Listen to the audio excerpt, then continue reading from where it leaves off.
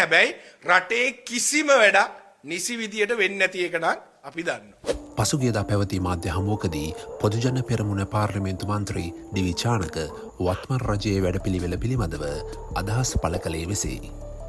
මේ පිළිබඳව ඔබගේ අදහස් පහළ කමෙන්ට් සෙක්ෂන් එකේ පළ කරන්න.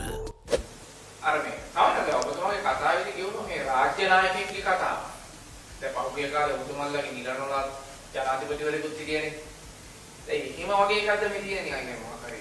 ඒක වනින් අලුත් එකක් ඇවිල්ලාද මෙතන මොකක්ද? නෑ මම නිල ලත් එකක් මේක නිල නොලත් එකක් නෙවෙයි. මම හිතන්නේ සංවර්ධන කමිටුවේ සභාපතිතුමා පොළොන්නරුවේ එතුමා කියන එතුමා රාජ්‍ය නායකයා විදියට ස්තුතිවන්ත වෙනවා. අපි දැන් හිටියේ අනුර කුමාර දිසානායක මහත්තයා විතරයි මෙච්චර ජනාධිපතික. දැන් අපි දන්න විදියට දිස්ත්‍රික්ක වශයෙන් වෙනම රාජ්‍ය නායකයෙක් ඉන්නවා. සමහර විට සභාවට සභාපතිලා ඒ ප්‍රදේශයේ රාජ්‍ය නායකයා වෙන්නේ නැති. එක තැන්වලට දැන් මම හිතන රාජ්‍ය නායකයෝ මොකද ජනාධිපතිතුමා කිව්වේ පාපිසි කියලා.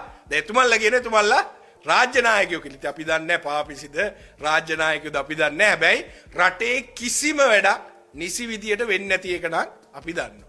දැන් මේ යන විදියට දැන් මිනිසුන්ට යමක් කර යුතුයි.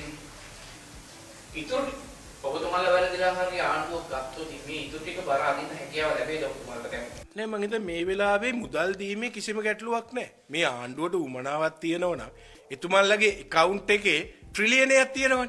ඒ account එකේ එතුමන්ලා කියන විදියට බිලියන 1000ක් තියෙනවා. මේ අලුත් අයවැය නෙමෙයි.